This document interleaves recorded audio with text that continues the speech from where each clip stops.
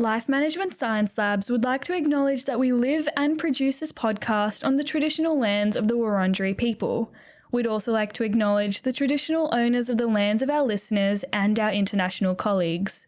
We'd like to pay our respects to their elders, past, present, and emerging.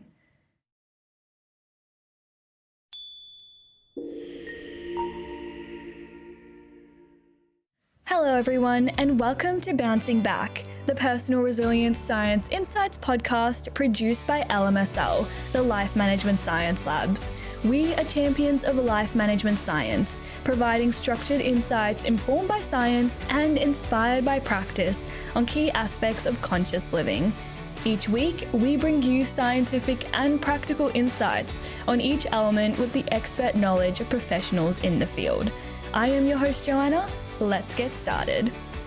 Hey everyone, and welcome back to Bouncing Back, our personal resilience podcast. I am your host, Joanna, and on today's topic, we are going to be chatting about neurocognitive disorders, specifically traumatic brain injuries, and how to overcome the unseen obstacles. So joining me today is our guest, James Donnelly. James is an experienced psychologist, psychotherapist, educator, and research consultant.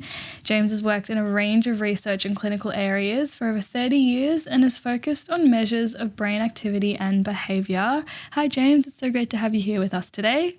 Really happy to be here. I'm looking forward to it. Yeah, me too. So before we dive into everything, we have a section called Have You Met James? So here we just get to know you with some little get to know you questions. So sure. My first one for you is, what is your favourite book? Oh, boy, that's a challenging question. I have eclectic tastes, so I like things that are science-based. So there's this guy, Richard Feynman, who writes very cool stuff. Like The Pleasure of Finding Things Out is one of my favorites of his. And Candace Pert is a biography about Candace Pert. She was one of the people who discovered the opiate receptor. And the subtitle on it is Genius, Greed, and Madness in the World of Science. I think that's Pam Rickman's biography of her. But for fiction, I really like Lessons in Chemistry. It just came out recently by Bonnie Garmus and The Silent Patient. It's another one that I read, blanking on the author, Michaelides or something like that. And then I do a lot of reading of research articles and things about clinical and research findings. Nice. Yeah. And how do you often find your books? Sometimes people make a recommendation. Sometimes I see them referred to because I do professional development webinars or something, and someone might refer to them. But usually I've got lots of brothers and sisters who say, "Oh, have you read such and such?" And they're smart people with good taste, so I figure, why not? Try. Yeah. Great. Next one here is, what movie have you recently enjoyed? I've seen a few. Saw Oppenheimer, saw Barbie, which was cool. I saw Ferrari. I saw Poor Things. Okay. They were all okay. They weren't really memorable, but some of them made me laugh, and just some made me cry because just the reality of some of the stuff that was going on. Yeah. Nice escape. It's like going to see them on the big screen sometimes to get immersed for a while. Yeah, it's nice. Yeah. I do have to admit, though, there hasn't been any wow kind of movies recently. The last movie that I watched that probably was really great was Avatar, the second movie. Oh, I saw that again recently on Netflix, I think, or something like that. So it's just, the special effects are incredible. Oh, so incredible. And then, of course, the human cruelty. I was like, oh, God, be better. I know. Stop blowing up the blue people or whatever, Yeah, exactly. Yeah, right. But I would happily sit through 3 hours of that. Yeah, it's just phenomenal. Exactly. Great. Yeah. And I know we chatted about this before, but you haven't listened to a podcast before, I've never listened to a podcast, so I'll be listening to this one. Yes, good. Good first one. Yeah, and then just checking out the website because I do so much screen time and verbal stuff all the time. Yeah. And I do a lot of reading for my own professional development and writing of the stuff that I want to write about. And so I need to do stuff that's not cognitive, so I do things that don't require too much thinking. Yeah, well, podcasts are great for that. Right. If you're on the train heading somewhere, just listen to a podcast. Yeah, try to avoid the train, but that's okay. Yeah, or riding your bike even. Or maybe don't do that. Maybe don't. Okay, don't listen to me. Risk for head injuries. That's one good risk factor. Right, don't listen to my advice. Then. Maybe when you're at home, safe. Well, my partner listens to them all the time, and I can hear them kind of in the background, but it's like, don't need the noise. Yeah, that's fair. We'll give this one a go once it comes out. I'm going to check it out and look at the other things because you got some great topics on your site. Yeah. So, and I'm also refer my clients to your website because I listen to some of them just briefly and said, okay, that's kind of making sense. And you got smart people that are talking about good information. So awesome. I might screen them that way. I might not get through the whole thing. Great. Well, thank you for that. Yeah. Perfect. Well, I've got one more question here for you, and it is, do you have a role model? It's another challenging question because I don't know exactly how that's defined. I don't think I've ever thought of someone, I'd like to be like that person. I want to be that person and have what they have in their life. But there are certainly people whose work I respect, and certainly people who have affected my life that I really appreciated what they did. So as far as respecting the work, Feynman and Candace Pert, the stuff that they've done as scientists. But even things just reflecting, like there was a nun in high school, Sister Patricia Costello, who was a guidance counselor. And I was a train wreck in high school. And she let me come into her office and sleep on her floor. And then afterwards, she would go and tell all the other teachers I had the flu again. And she would listen to me, and she saw something of value in me when I really didn't see it yet. Yeah. So that was one of those things. Gridiron coach, Bob Blum, helped me understand about integrity as an athlete and also as a person. Kurt Sandman, one of the labs I worked in, brilliant professor, helped me understand how to do brain research and also be a clinician, and also how to lead a team. So people like that, that in every aspect of my career, there have been people who have been just incredibly valuable mentors. Even if they weren't mentors, I got to see how they conducted themselves in complicated situations. Yeah. Amazing. And I feel like, the question is a hard one, but what I like to think about with role models is that you take small bits from everyone you kind of meet or people who really stand out to you. Right. And then you put all those bits together and you're like, wow, I want to be that kind of person. Yeah. Because I don't feel like I have this one person that represents everything I want to be. Yeah. So it's great that you take bits and bits from everyone. And some of it I internalize. Yeah. And some of it, it's part of my own value system. So when we talk to people in psychotherapy or recovering as part of their attempt to be resilient is to engage in value-laden behavior, things that you do because those things are important about who you want to be in your life. Yeah. And some of the stuff, it's interesting when you put all those things together, you don't necessarily look like anybody. And you recognize that your internal sense of what's valuable and how you want to conduct your life is truly based on kind of an internal thing, that unique thing that you bring to the world that you have to try to figure out somewhere along the way. Yeah. 100%. And before this, we were talking about Angus Brayshaw and we were talking about the recent news about him. And I just wanted to ask you if you've had any experience in the sports industry or athletics and seen how sort of brain injury impacts that sort of field. Absolutely. Yeah. So, I was literally the first person in Australia to set up school-based concussion management programs 20 years ago. Wow. And so I've been following pediatric concussion. We did some work with professional teams. One of my students, Andrew Gardner, is one of the leading people in the world on consulting with professional footy teams here in Australia about how to understand concussion, how to assess it well, giving people advice on returning to play. I focused on young people and adolescents instead. But it's been a big part of my practice, trying to find different ways of assessing people in a way that's valid and reliable, but also recognizing that you have to have a clinical connection, a therapeutic relationship if you want people to change their behavior or you want to empower someone to make good decisions for themselves. it has to be in the context of what is essentially good clinical psychology practice. Yeah. While you're trying to answer questions about brain functioning. Yeah, definitely. And I feel like conversations like these are really important to have because obviously what's in the news is controversial, and what's recently happened has sparked a lot of interesting debate about the way concussions or brain injuries are handled in the sports industry or different industries.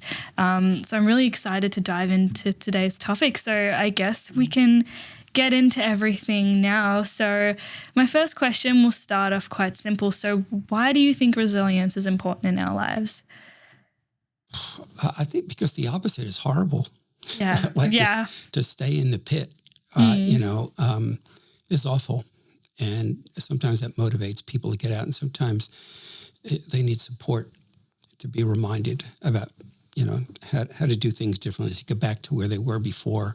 But this idea of like meaningful activities and connections to others is really related to well-being. Yeah. So you do have to engage. You have to re-engage. And that's kind of what resilience is about, is I'm going to re-engage in my life in the way that feels important to me. Yeah. And figuring out that puzzle about how to do that, especially after traumatic brain injury, is all right. So some of those things that were meaningful for you before may truly not be available.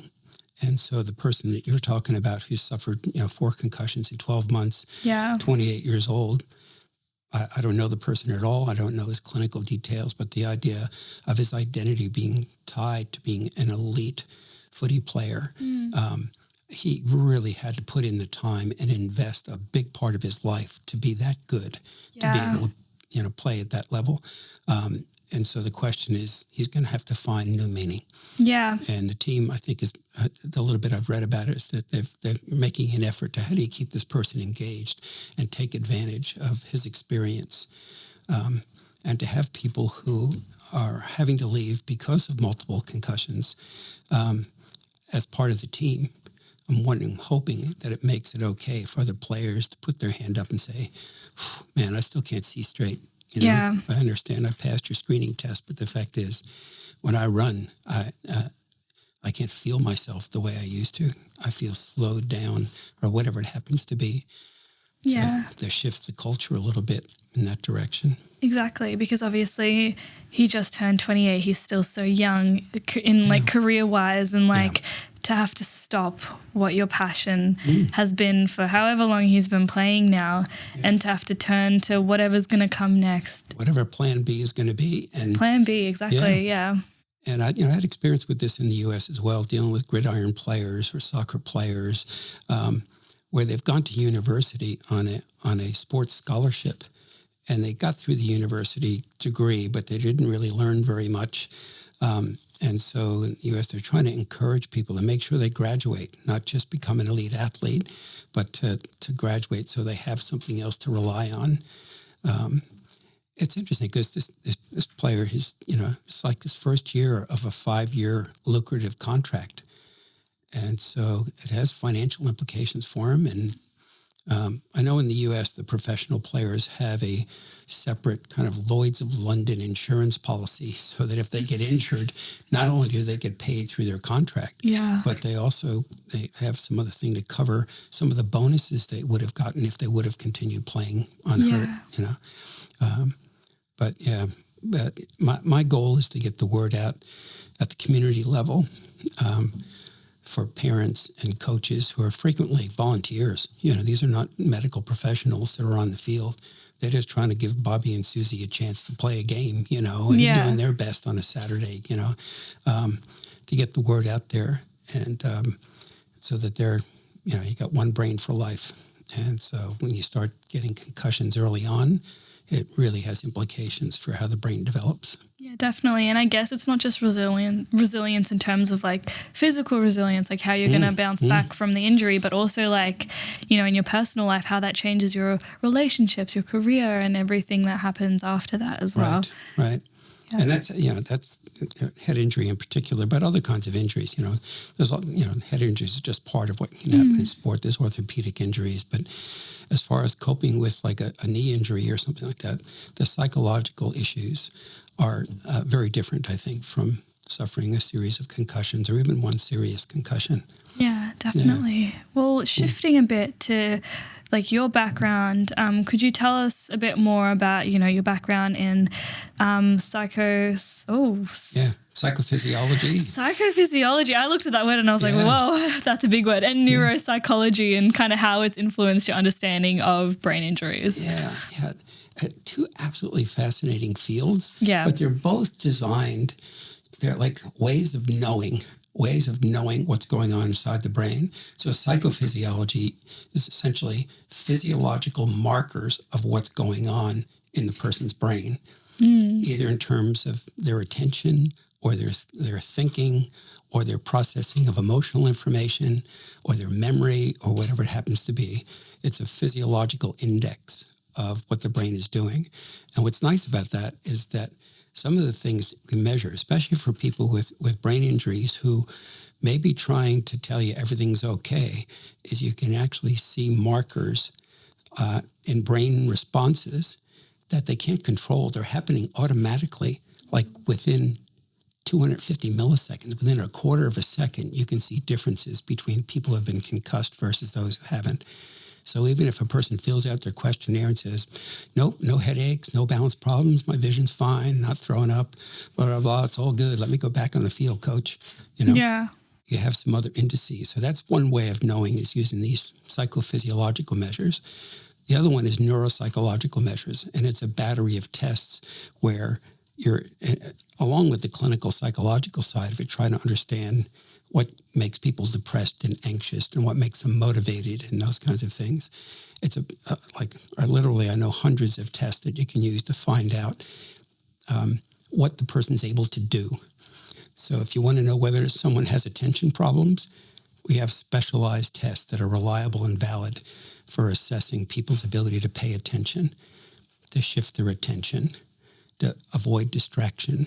If you want to understand whether your memory is okay, we got verbal memory tests, visual memory tests. We got immediate memory. We got working memory. Yeah. We got delayed. There's a profile of things that you can assess the person to find out how they're doing in lots of different domains. So that's how they all go together. One of the things I was going to mention about the resilience thing, I'm trying to think about this. I've never been a boat owner, but with, when they have the America's Cup and stuff like that, you can see they've got this keel, this weighted thing at the bottom of the boat that helps keep it on course, and it keeps it from falling over. And so as far as resilience, if you think about a head injury or other things in life that kind of knock the boat over temporarily, what rights that boat again is that keel. And so we think about, how do we help people be resilient? Well, you want to develop a good keel. You want to have stuff like sleep and good nutrition and connection to others and good social support and self-confidence. And, we have these measures that measure resilience, but they're kind of all asking about what are the things that the person brought to that situation that allows them to right themselves. That's part of that keel that gets them back on course again or is able to change course effectively. So that's that. For neuropsychological stuff and psychophysiological stuff, part of it we're finding out what resources does the person have. What do they do well? So it's not just painting a picture of everything that's wrong with them, but the idea is to find out what their relative strengths are. So one of the ways I think about it when I talk to students about what are we doing the assessment for? I said, it's like when you look at the night sky, this does make sense in a moment, but you look at the night sky and it's like bright star, and you kind of squint your eyes and goes, it kind of looks like a dragon. All right. That's what we're doing with diagnoses. We're saying, okay, attention is okay, but if we tweak it a little bit, the person's attention goes down. All right. Their ability to remember things changes because we've changed the task a little bit.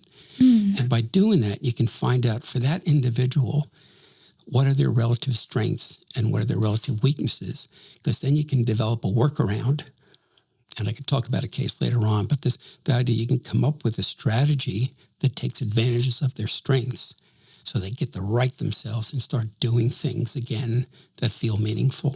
Yeah. Yeah. Amazing. And I guess you would say there's power in diagnosis. I think in some cases the diagnosis is important, and in some cases, who cares? Yeah. It's like, what is it the person wants to do? And whether we call it a major depressive disorder, or whether we call it, a post-concussion syndrome, or whether we call it some other kind of neurological condition, it still comes down, what can they do, and what feels challenging, and what strategies can we come up with to enable that person to get back on course and to start getting those good things again that come from maybe being a good athlete, but also come from having good friends, doing things for your community, being a good parent, being a good partner, contributing, in your church or whatever it happens to be. Yeah. And it's a challenge sometimes, and how long that takes for each person and exactly what their constellation looks like, when you're looking at the night sky, when you're looking at trying to figure out that puzzle, it's very different for each person. Yeah. And so would you say the goal is not exactly the diagnosis, but more just what are people going to do now? How can we help them continue to bring meaning to their life and use their strengths in other ways, as opposed to seeing, a traumatic brain injury as like the end of the line or end of their career or whatever it is. Yeah. And I think that's exactly right, Joanna. It's this idea of putting a label on it. In some cases, that's useful. So, for example, if I'm seeing someone and they meet criteria for certain kinds of depressive disorders, the reason why we care about that is that there's a lot of research on what treatment works for that, for the person who's been diagnosed with that. So the research is actually set up so that, okay, we're going to have everyone who meets this checklist, in the diagnostic statistical manual that we use is this list of behaviors, and if they have those, okay, then they're in the study. And then when we use a medication, we can say, okay, everyone that came in met that basic criteria. And then we can make some estimates about whether that should work or not. You want to get the treatment that fits the condition. And so having a diagnosis helps you with that when you go to the literature and say, all right, it's important to come up with a diagnosis. Yeah. Sometimes you come up with what might be called a formulation. So these are the things that have put this person at risk. These are the things that are keeping the person unwell. These are the strengths that a person has, even if you never give them a diagnosis of ADHD or anxiety disorder or whatever it happens to be, or post-concussive syndrome, But you have to take the time to do that and have good tools for assessing the different aspects of that constellation I'm talking about. Yeah, definitely. And in your clinical experience, what are some common cognitive and emotional challenges that individuals face, in the aftermath of a traumatic brain injury? Yeah, it's another complex picture. And again, it's usually in three categories. There's the somatic or physical, things like headaches, dizziness, mental fatigue or visual problems, balance problems. It's kind of all in the visual stuff. But this can also be changes in sensory function, like they get a change in their sense of smell and taste. Because as the brain rotated inside the skull, the olfactory nerve, which sits right underneath the frontal lobes, essentially gets stretched on these bony prominences inside the skull. So that's one of the things that typically doesn't get assessed, but people say we have tests for whether or not there's a change in someone's taste or smell, right? And that's one of those subtle signs. So that's the physical side of it. And then there's the cognitive side. And so we're looking for things like decreased mental processing speed, because the connections between the brain, this overcooked spaghetti kind of that connects different brain regions, when it gets stretched, one of the things that goes on is that it slows down transmission speed. So if I'm doing something like I'm playing footy and I see something, I want to be able to respond quickly. And so if I've got slowed reaction time, which essentially slowed mental processing speed, it might even feel like I'm moving when in fact it's not happening. Yeah. And so we see players being at risk for a second concussion because they think they're moving, but they haven't actually shifted their body like they typically would. Yeah. And they get tagged again. So that's when the mental processing speed, memory deficits, part of it, attention and concentration problems. and also something called executive functions. And this is a complicated one that typically doesn't get assessed thoroughly, but it's when you have to do multiple things at the same time. And sometimes it's just something like sitting looking at a screen, like you're doing now. You're listening to what I'm doing. You're kind of making a note to yourself. You're maintaining kind of a pleasant appearance, that kind of stuff. That requires coordination. Yeah. So if you think about the executive in a company, frequently they're not doing a lot of the work necessarily, but they're coordinating. They say, okay, first do this and then do that and then do that. So you see people with problems such as inhibiting emotions. Their emotion regulation gets all over the place. That's the executive system saying it's out of whack. You have these basic emotional systems, higher level systems manage that all the time. Shifting from one thing to another can be really challenging. Things like organizational kinds of things. So planning your day and actually following through and monitoring how are you doing during the day. Yeah. So we have questionnaires that we use for that, but we also have neuropsychological tests that look at what happens when we just make it a little bit more challenging as far as what the frontal lobe has to do. Yeah. And then they go from being at the 80th percentile on a basic reaction time test, meaning they're better than 80% of people their age, to the second percentile. They're only as good as 2% of the people their age. And all you did was tweak one little thing. You go, that's a hint. Yeah. That's it. It's not the whole answer, but it's a hint that when we're requiring the person to do this, that's when things slow way down. And then we say, okay, so that means in real life, what does that mean for the tasks that you're trying to do in real life? And how can we change those tasks so you can still be competent, but maybe not rely so much on executive functioning? Yeah. Yeah. And the other part of it is emotional or behavioral problems. So you have physical, cognitive, and then the emotional. Things like irritability, sadness, depression. And sometimes that happens in the context of grief. Like we have to differentiate between a grief reaction. So for this 28-year-old, he's lost something really important to him. Yeah. He's not getting it back. And if you think about how people feel at a funeral, there's something that's died in their life and they're not getting it back. And there's a normal grief reaction to that. And it makes people sad. Yeah. Right? And so there's that. But then there's organic changes in the brain that put people at risk for mood disorders and such. And the other thing that goes on behavioral is people withdraw socially.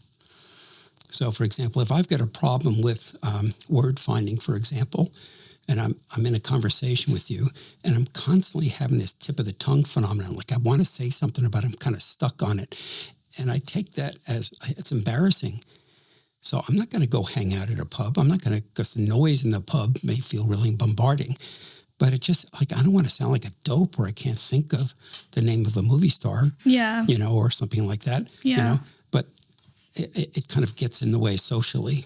And if you say a person's depressed or anxious and they're cognitively not able to cope with the social challenges anymore, they pull back. And then they're not getting the stuff that could be part of that keel, that allows them to recover. Yeah. So it's, again, what constellation of symptoms the person has and what constellation of strengths they have is different from person. And you want to be skilled enough and specialized enough in looking at all of those different factors as opposed to a superficial screen to make an informed judgment about it. Yeah, and this is obviously such a complex topic and there's so many different factors involved. But I guess going back to Angus Brayshaw, because I guess I'm going to use him as like a little example. So a lot of people kind of know what concussions are, like head injuries, but I feel like not many people actually know what goes on inside the brain when that happens. Like I don't really have much idea. Yeah. So could you tell us like what happens when someone gets a brain injury, like, for example, a concussion on a football field? Right. So essentially, we talk about forces, so acceleration and deceleration forces. So if you can imagine the skull going forward with the brain inside it in a certain direction, hopefully, and then something makes the skull stop. Yeah. The brain keeps moving. It's this jelly-like mass inside of it. And there's a lot of brain cells in there, but there's a lot of connections, right? And so when I go forward, my skull stops, but my brain keeps moving, I stretch and shear those connections. So that's the initial kind of thing. Okay. And it's particularly problematic if my head gets rotated because, again, your brain is sitting on this thing called a cribriform plate, this bony plate, and it's sitting nicely in there, and the olfactory nerve runs underneath there.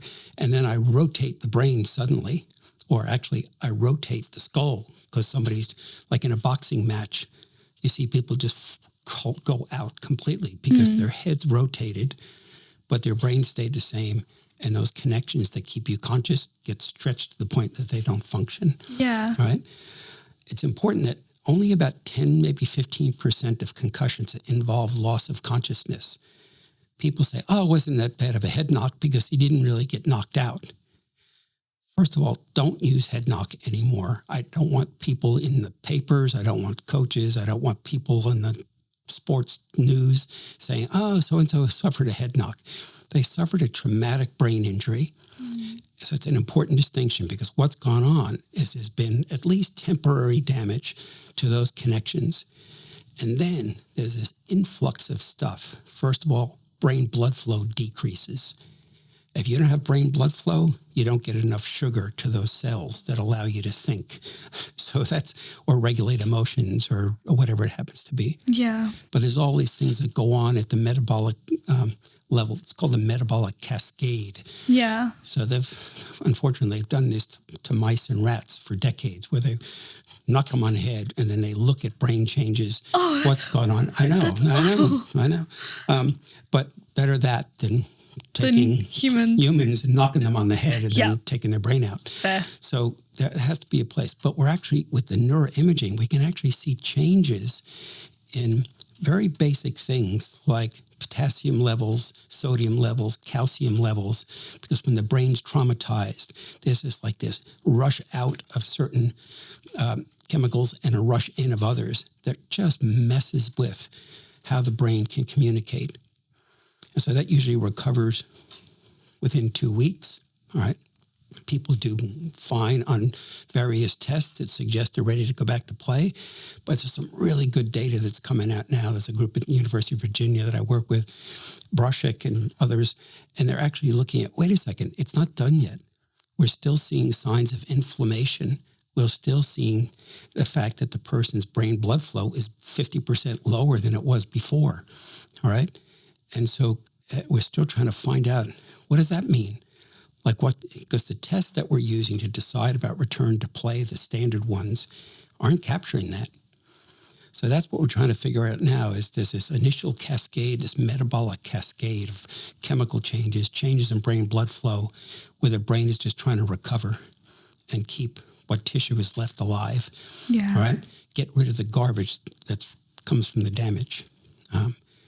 And it's just absolutely fascinating. Like when I got here today, I just got another paper from this group in Virginia, just looking at, wait a second, we got some new measures in humans. We got a new thing, using a PET scan where the person actually gets injected with a radioactive dye, and it tells you got radioactive glucose essentially then going into the brain, and you can tell where the sugar is and where it isn't. Okay. As an index of stuff that's left over after that first couple of weeks, where the brain is still struggling. It's just not getting enough sugar to do the things it needs to do. Yeah. And in terms of like a concussion or like a traumatic brain injury, do you have to be hit like directly in the head to suffer a concussion? That's a really good question. So, I just got rear-ended in my car. I've got concussion-related symptoms because of the whiplash. Yeah. Because I didn't get hit in the head, but my head went forward and then went back. So you've got the effect of going forward, the brain going in forward inside the skull and then going back again. So even for people who get a blow to the head, or I was watching these AFL players, absolutely phenomenal athletes, but like they climb up the back of somebody to, what do they call it, a mark or something like that? To catch a specky? I don't know what it's called. But it's just phenomenal, way up in the air. So they might end up being like 2 meters up in the air. Their head might, and then they get, in basketball, we call it getting low bridged, where somebody takes your legs out from underneath you. And you come down and the person's body hits and their head gets whipped against the ground. All right. But anything that causes acceleration and then deceleration forces of the skull, where the skull's going one way and all of a sudden it's going the other way, or it's stopped and the brain keeps going, can put you at risk. You don't have to lose consciousness. It's a key thing. Yeah, interesting, because I think what happened with Angus Brayshaw and a player, what's his name, Braden Maynard, I believe, last year. I think this was his last concussion, perhaps. I don't think he was hit directly in the head. I'm not too sure, that could be wrong, but then, I don't know, I saw his head go like back and then it like turned as well. Right. So does that make things more complex? Like you mentioned before, if they head turns in the process. The torque, the rotational forces. Yeah. And so, we try to monitor that kind of stuff by having ways of measured G-forces. Yeah. How much force the person has sustained in the blow, but also rotational forces. Like, what was the speed at which the head rotated? And trying to use those as indices of the exposure that the person may have across the season, of how many times have they had that where it was a subconcussive blow. They didn't meet criteria for a concussion, but certainly something went on that caused the brain to have to adjust neurochemically to recover.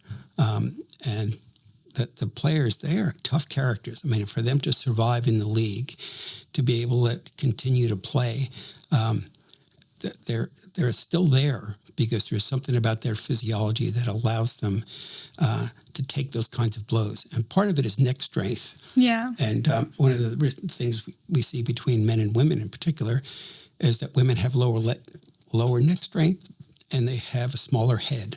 So if you want to increase those acceleration and deceleration forces, have a skinnier neck or a neck that's less well developed and have a smaller head.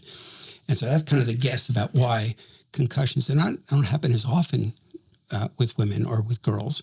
But when they do happen, they're more likely to be at risk for persistent concussion-related symptoms. Yeah.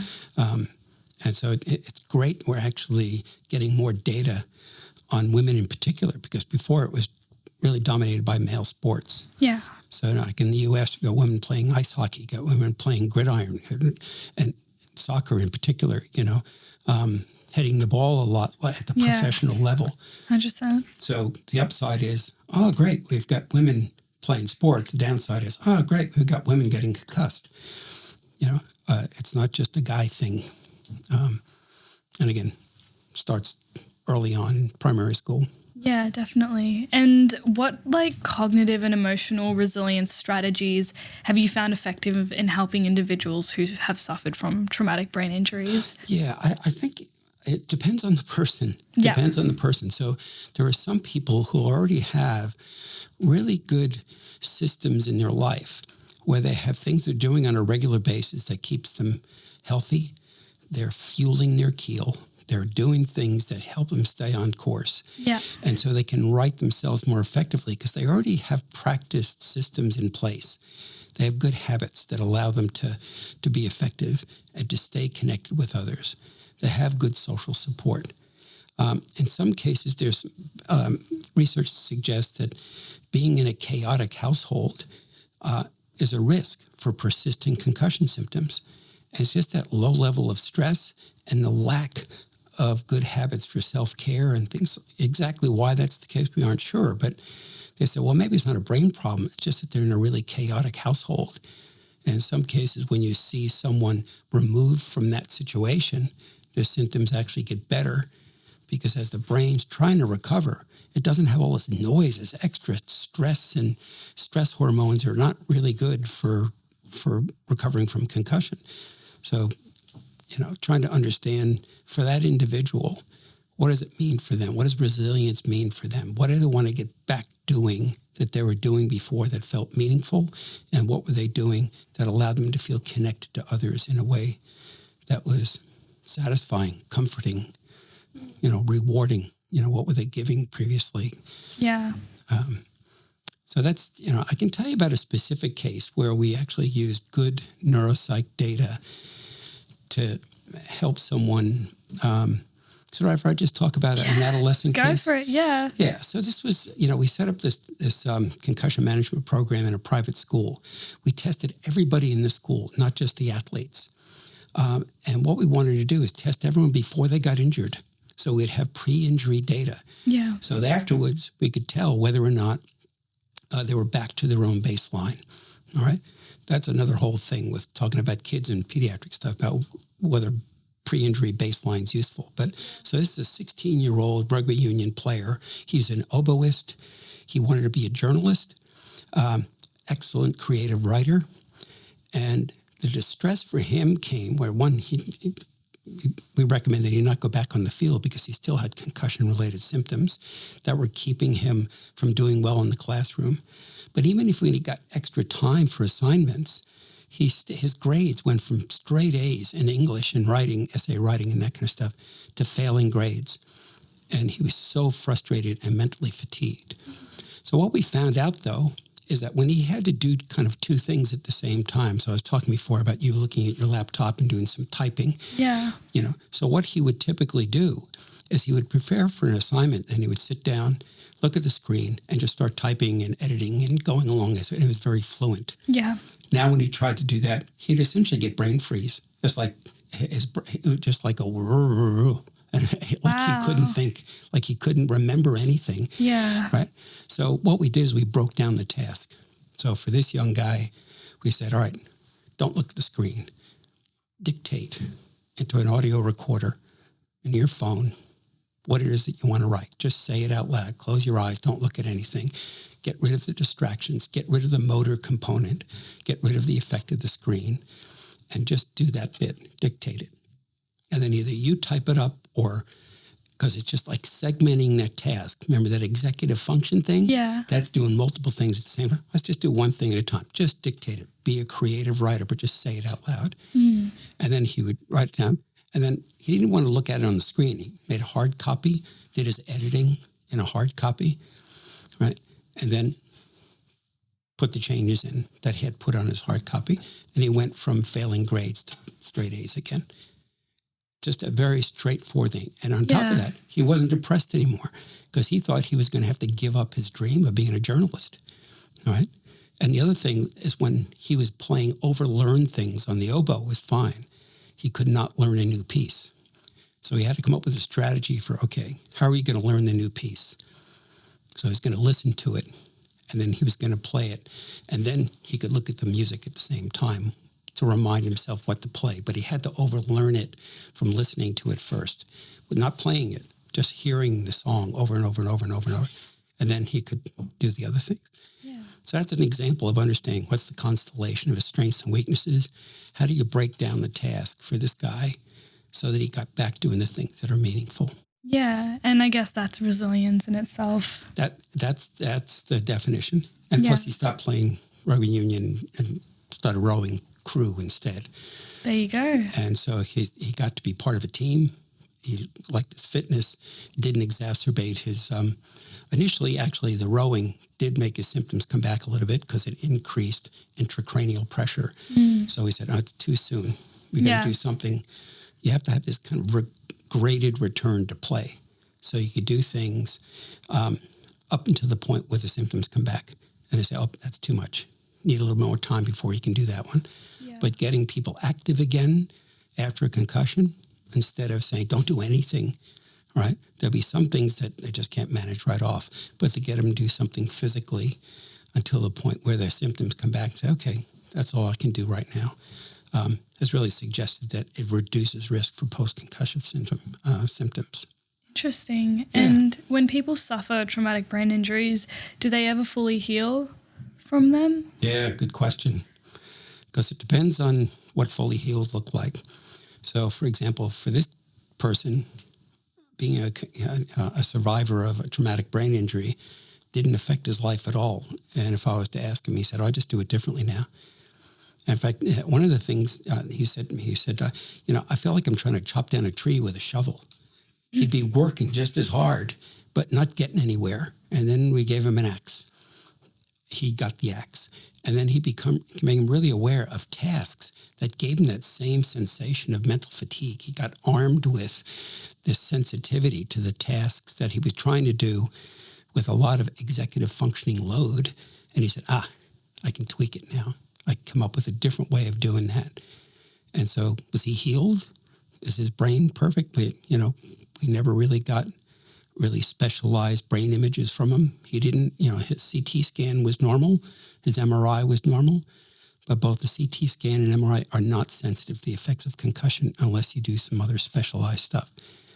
So as far as he was concerned, he didn't want to talk to me anymore. So that's kind of the sign, Yeah. No, canceled a couple of appointments. Yeah, I'm too busy living my life. Yeah. Wow. So does that mean his brain is completely back to where it was before? Probably not. Yeah. But functionally, he was back to where he wanted to be. Interesting. Yeah. So I guess that's what's most important, though, that you feel like you're back to doing those things that are meaningful to you as well. I'd love to transition into our practices and habits section now. Sure. So here we're just going to talk about basically what we've been talking about, but a bit more practically. So is there like a practice or tips you recommend to cultivate resilience after suffering a traumatic brain injury? I think the kinds of things I was talking about fueling your keel, because sleep gets disturbed after concussion, to be able to get good sleep, and to, if that's not sorted, to make sure you get help around sleep hygiene, to make sure that you're getting adequate rest, because the brain is doing a lot of things that are restorative when you're asleep. Good nutrition. There's actually a guy in Canada, I think he's called Concussion Doc or something like that, but he's includes people about looking at the microbiome, like things in the gut that are related to inflammation. There's good evidence suggests there's increased inflammation in the brain, and maybe thinking about those kinds of things. I'm not a nutritionist and it's not my area of specialization, but that idea of thinking about your diet. What are the things that you're doing that allow you to be brain healthy, heart healthy, good cerebral blood flow, that kind of stuff. And then figuring out how to connect with other people. And I don't know what that means. For some people, it's going and watching footy or be involved in the team somehow. For other things, it's thinking about how do I connect with other people in a meaningful way, and have that not only social support, but feeling like you're contributing in a social way. So as far as resilience, that's a big part of it. Part of what we look at is personality. We used to think that intelligence had something to do with it, but I've seen some really intelligent people who are not very resilient.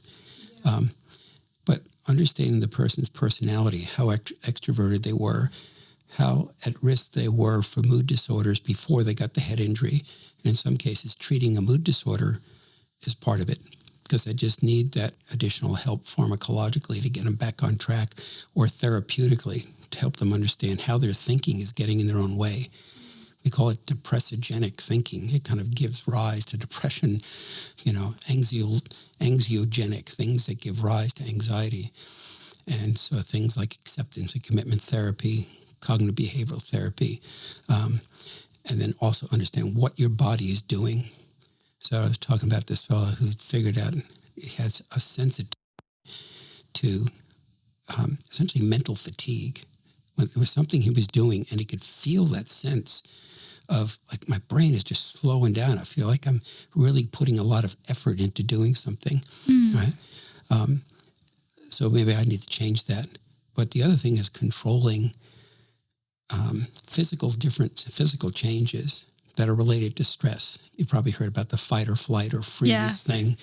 That idea of it's great for dealing with the saber-toothed tiger or the mean guy on the street, but it's this, the shoulders come up and blood comes away from your hands and the blood comes away from your digestive tract, and you get focused on negative stuff because you're hypervigilant to all that stuff. Well, you have control over those skeletal muscles. So even doing this, I just noticed I did that with my whiplash, that there are nerve bodies in the cervical spine that cause stress reactions that signal to the brain, this is danger, right? You can become really skilled at getting rid of all that excess muscle tension that kind of maintains this sense of fear, fight or flight in the brain, and maintains concussion-related symptoms. So sometimes it's a mindfulness exercise. Sometimes it's a breathing exercise. There's some great YouTubes out there called progressive muscle relaxation, where they take you to some exercise where you contract each skeletal muscle and then let it go. And you become aware of, wait a second, I'm actually cruising right below symptom level all the time. But actually with these exercises, I can cruise at a lower level. And so the tasks of daily living don't push me into the symptom range because I've got rid of some of that unnecessary skeletal muscle tension, and to become really skilled about that. So as I'm sitting here, after I did that to my neck, I'm sitting here saying, okay, got to let my shoulders go. Got to let my arms feel heavy. Yeah. Feel the pulse of my fingertips. Boom, boom, boom. And that signal, okay, I'm going in the right direction now. To be patient with with yourself. So that's kind of the physiological side of it. The other part of it is to not add the additional suffering that comes from, how I think about things, the meaning that I attach to this. So for this young fellow we've been talking about, 28 years old, his footy career is over as far as being a player. If he also says, no one will love me now, I'm no longer of value. Yeah. I have nothing to contribute. People will see me as a failure. All of that stuff, I'm not saying he's doing that, but that's additional suffering that comes from meaning attachment. And in humans, it's that appraisal process. It's like, what does this mean to me? It's all neutral until we start adding stuff to it to say, this is what it means for me as a human. And this is how it's going to expose me somehow in a social setting or whatever it happens to be. So for people who are depressed, they actually have selective attention to their own memories. Yeah. So their retrospective, their recall is really biased. They say, everything in my life was horrible. I'm terrible now, and it's always going to be that way. That's part of staying depressed. And so part of therapy with that is to actually shift that thinking to make it more realistic, and then have the person do things that kind of argue against that, But they do that once they get a sense of controlling their own body, so they get the best chance to really see everything that's going on, not just this narrow lens that reinforces their worst fears. Yeah. So that's part of the resilience thing too, is there's the additional suffering that comes from the meaning, and then there's the additional physical stress and exacerbation of symptoms that comes from just a physical tension that adds to pain and adds to fatigue and all that stuff.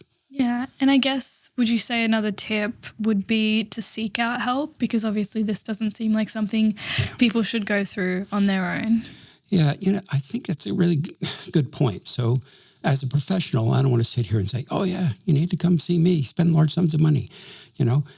Fortunately, I work in a clinic where we have a free clinic. We have student psychologists where people can be seen for free.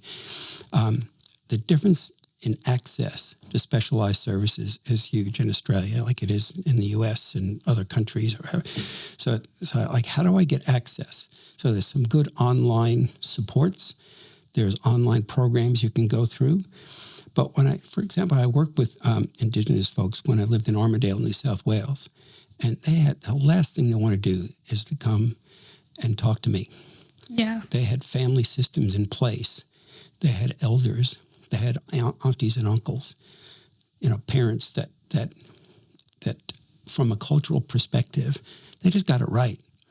And they understood resilience. They didn't use that word. It's a Western term that we made up, Yeah. But that idea that, from a cultural perspective, what works for that individual. The goals might be the same, but be connected to country, be connected to family. Sometimes that's exactly it.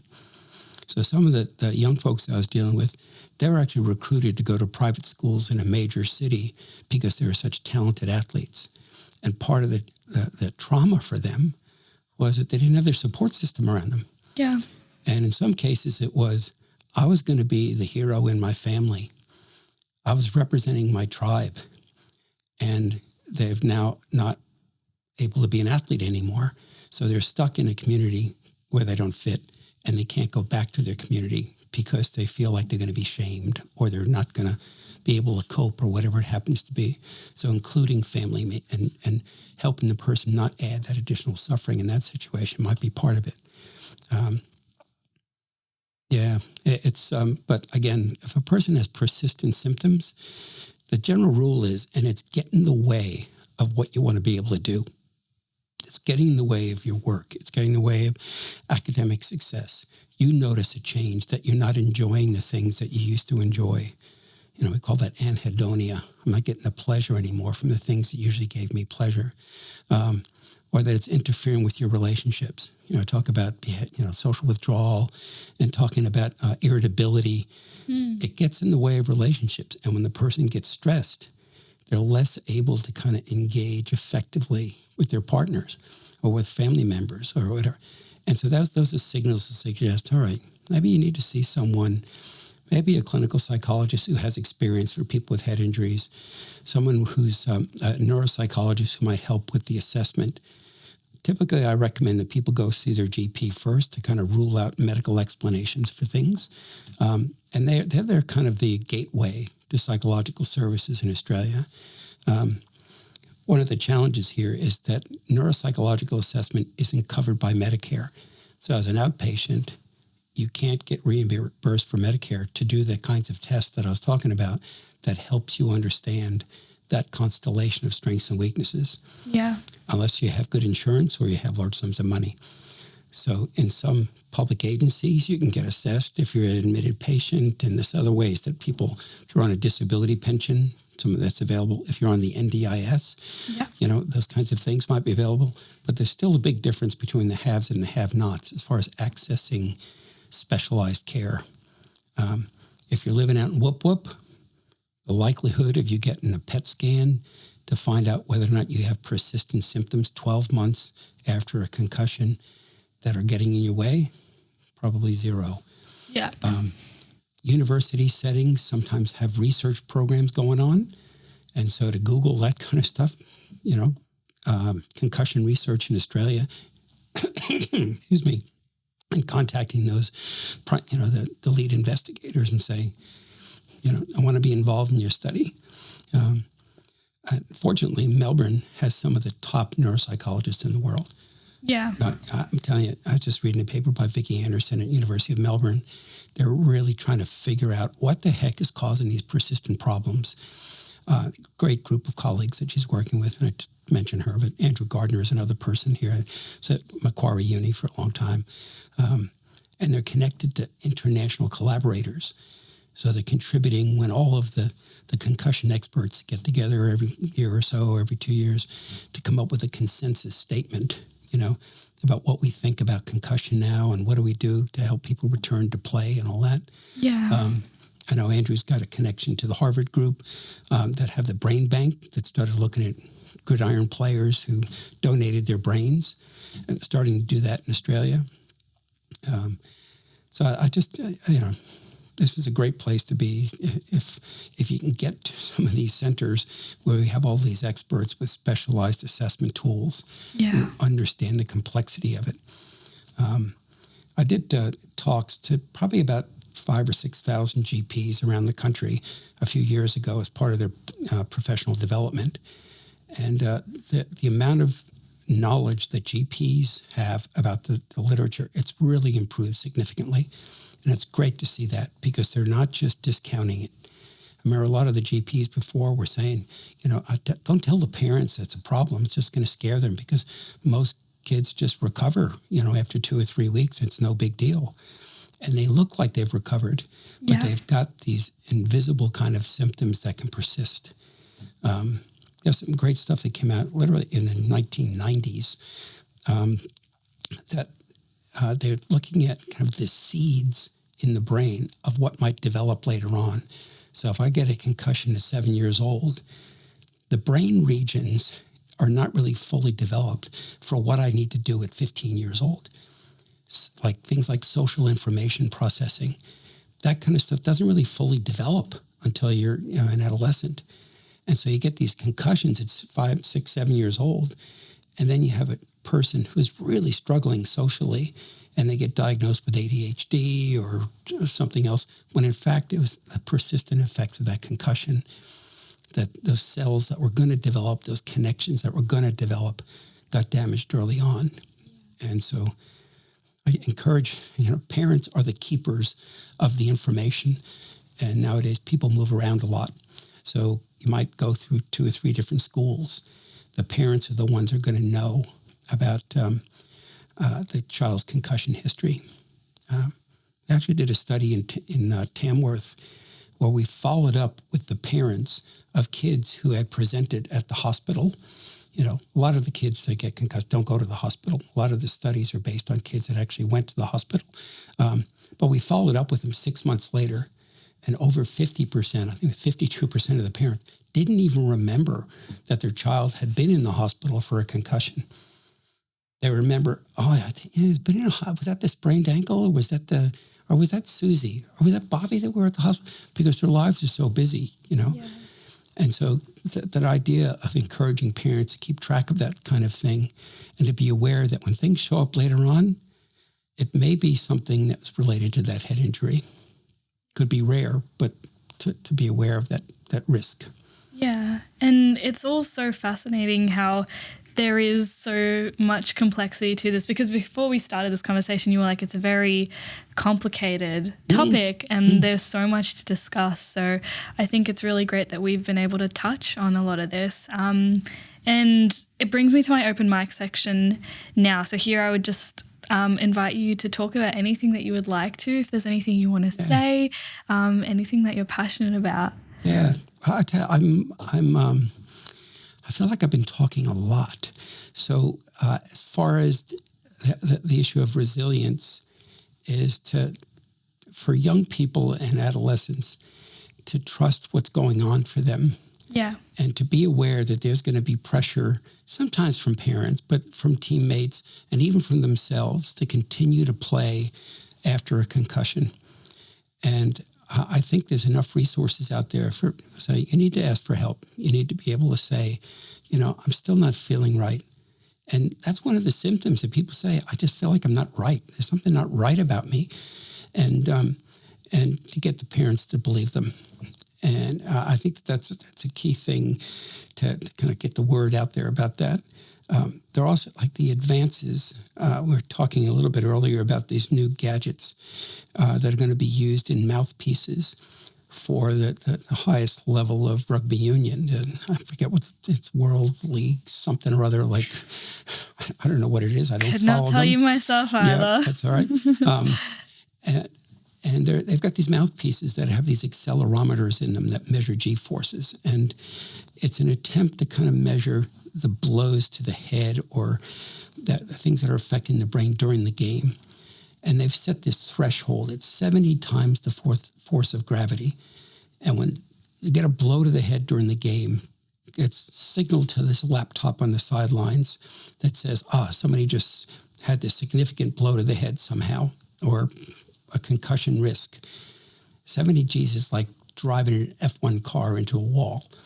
So that's a huge hit. And so for people to be aware that there's lots of subconcussive blows. So for example, if that same player had 20 blows that never reached 70 times the force of gravity, what does that mean? So we're trying to understand, are there other markers, biological markers, that are a valid and reliable index of that exposure? And we're not really good about doing that right now. We're still trying to figure that out. And again, we're trying to figure it out. Again, this has been going on for maybe even 2 decades of trying to figure out how to do that in a way that we don't overdiagnose, and give people the opportunity to return to play and not make a huge deal about it when essentially they're okay, right? But it's an incredibly complicated puzzle, technically how to do that. So for the mouthpieces, for example, the players are already saying, it's this bulky thing I've got to carry in my mouth while I'm trying to breathe and run like the wind and take hits and all this other kind of stuff. And the mouthpiece ones, if you look at the review articles, which I'm sure you'll be doing all weekend, is the difference between like the accelerometers in the mouthpiece versus one that's stuck on the back of the ear, on the mastoid bone behind the ear, or one like in soccer, they put it in a headband, so that which one's the best one to represent what's really going on with the brain. Yeah. The mouthpiece isn't necessarily the best one, but the ones that get stuck behind the ear, once you start sweating, they fall off. And so it's a really cool study at Macquarie University. And the guy was saying, we're having to spend hours after the game with people walking around trying to find these gadgets that fell off because they're expensive. Yeah. And this is at the highest level. So how do we measure that for children? How do you measure that for adolescents where their brains are still in development? There were some studies in the U.S. where they stuck accelerometers in gridiron helmets in 8-year-olds, and the kids were getting like 1,100 hits in a season. And a lot of them, the worst ones, were happening in practice. So this culture of, I have to smash my teammates as best possible so that I qualify for a first-string place, so I get to be on the field. That's that mentality, that's competitive thing that allows people to be resilient. It's like that mental toughness, like, I'm getting up. I'm doing what I want to do. That mental toughness that allows them to recover from other injuries. You need that. But the other, it's kind of like, it's a two-edged sword, because on one hand, being competitive and mentally tough and being able to put up with injury and pain and work hard and be disciplined, that's all good stuff. The downside is that after an injury, you have that voice that comes in and says, I'm not competing anymore. Who am I now? I'm failing. I'm failing. Oh, that's who I used to be. I'm not that person anymore. Yeah. That's the clinical psychology side of it. But anyway, I really appreciate the opportunity to talk about this stuff today. It's such a complex thing. I've been thinking about it for 20 years. There are forces out there that keep things exactly how they are. And so when people think about making changes at the community level, you're going to be facing people who are saying, no, it's about being a tough Aussie bloke. It's about being a tough Aussie woman, That's how you demonstrate it. You get back on the field. You're not going to be a baby, And on some level, it does take playing through injury, playing through pain. But playing through brain injuries, it's just dangerous. It's just dangerous. Yeah. And please don't call them head knocks or dingers or whatever other euphemisms they have for minimizing the effects of this. Yeah. We don't have to be stopped by it, but we have to be respectful of it and honor it. And this new technology, boy, we're getting some really good windows on, ways of knowing things now that we just didn't know before. It's pretty exciting.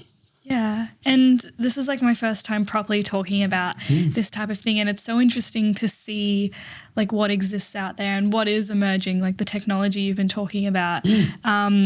And yeah, I've just been taking some notes this entire time because I find it so fascinating. And even before when we were talking about Angus Brayshaw, I believe, I was getting into it and I found it so fascinating to talk about it. And it's made me think about why people don't talk about it enough. Right. And why we don't hear about this kind of stuff enough. I see. That's a good question.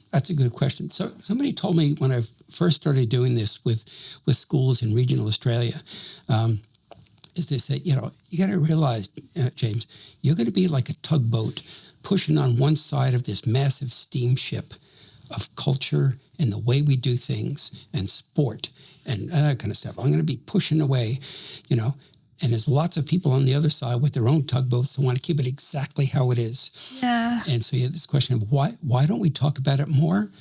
Part of it is something we don't have a whole lot of control over. Yeah. As a parent, I didn't want to think about my son playing gridiron. Fortunately, he played for 1 year and he said, my own teammates are trying to kill me. So he gave it up and went on to something else, you know? And I thought, okay, whatever you want to do, it's up to you. No big deal. And then you're like, oh, thank God. I was like, phew. Yeah. You know, and then went on to be a firefighter and a paramedic and chose some other poison, you know? But that idea of, I don't want to think about the fact that my child is permanently brain damaged. Yeah. Who wants to talk about that? I want to be positive, you know? Yeah. And it's one of the things we know about depression, for example, is that they've lost their illusion of control. It's this idea that there's things that you talk about resilience, there's things that I can do. I've got resources that are useful that are going to allow me to cope.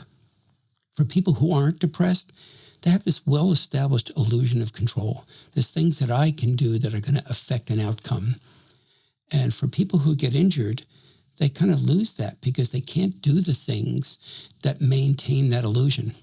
You know, I think one of the questions that we're going to ask is, you know, if you're resilient, does that make you immune? That's an illusion. You're not going to be, things are going to happen in your life that are uncontrollable, that are going to affect you. Yeah. And the question is, are you going to have the resources in your keel, the things that you work on every day that allow you to be healthy, that allow you to feel connected, to be doing something meaningful that just doesn't rely on sport, but relies on you as a useful human being, you know, a valuable human being. Definitely. And anyway, it's a privilege to kind of work with folks and to see how the things they come up with to cope. Sometimes if I can just shut up and give them a safe place to talk about what it's like to be them, they seem to get better.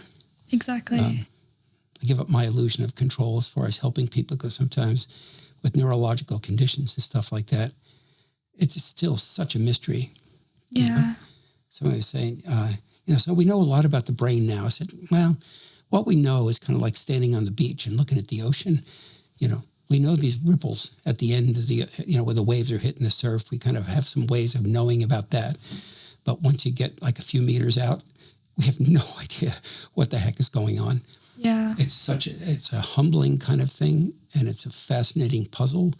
But for the people who are in the middle of it, it can be really scary and depressing. And hopefully we can get the word out there and say it's okay to ask for help. Yeah, exactly. Somehow. Yeah. And what you were talking about, like this illusion, especially with like elite athletes, like you don't want to talk about the bad news. You don't want to be like, they have a concussion now, or, it's resulted in them not being able to play anymore. You don't want to talk about that bad news. So people don't want to talk about it. Yeah.